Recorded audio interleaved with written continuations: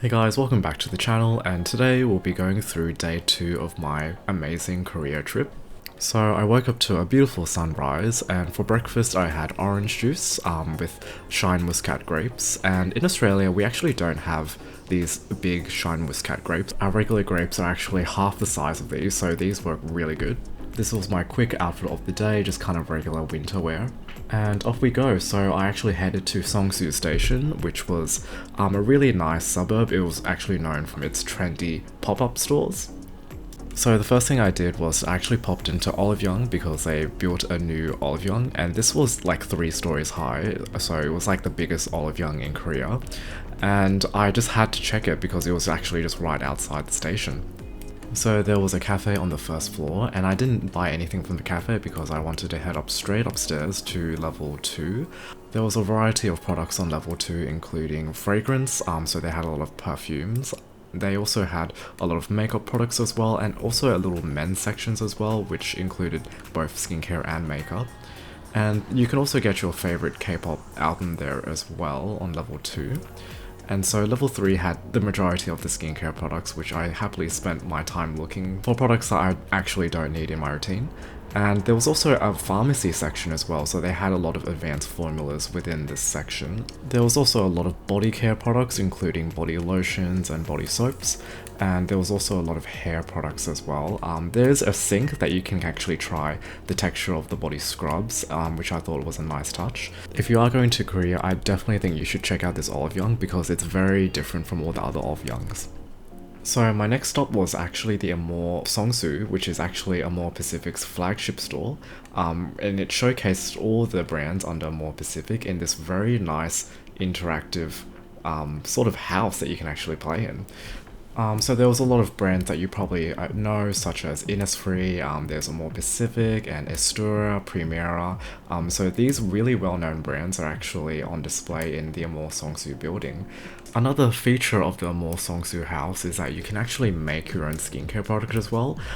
So you can actually design your own skincare product. You actually go through this questionnaire on this iPad, and it asks you a lot of questions about your own skin type. It was a really lengthy questionnaire, but I actually really appreciated how detailed it was. And you can also select the texture of the skincare product as well. So I ended up choosing like a really light sort of hydrating texture.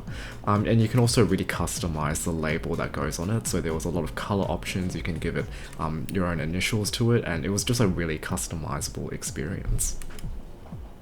So after the process is completed, it will print out a little report which showcases your skin type and also which ingredients would best be suited for your skin. And the process to make the actual skincare product would take 2 hours, so you just have to come back later in the day for the product to actually be completed. And I also stopped at this little cute store called Point of View, and it was just like a really nice minimal sort of store, and it had a lot of cute tote bags hanging on the wall, which I decided to get one because they were just so cute. And I also booked on Klook this perfume making workshop, which was located in Seongsu, and it was like a really nice aesthetic experience. And you can also book it in groups as well, so if you have like some friends that you're traveling with and you want to do something really creative, I would highly recommend this experience. So you're given an iPad which helps you create the perfume. There's a lot of instructional videos on how to make the actual perfume in multiple languages, so I really appreciated that. There were so many scents to choose from, and finding the right combination of scents was actually a little bit challenging because I was just honestly combining stuff that I like. And you actually really only have one go at making a really nice fragrance, so if you really know your perfumes and you really know your top, middle, and bottom notes, then I guess that experience would be more enjoyable for you because I had no idea what on earth was happening. I ended up making a really nice citrusy floral scent, which honestly ended up smelling like gummy worms, but I still loved the whole process of smelling and making the perfume.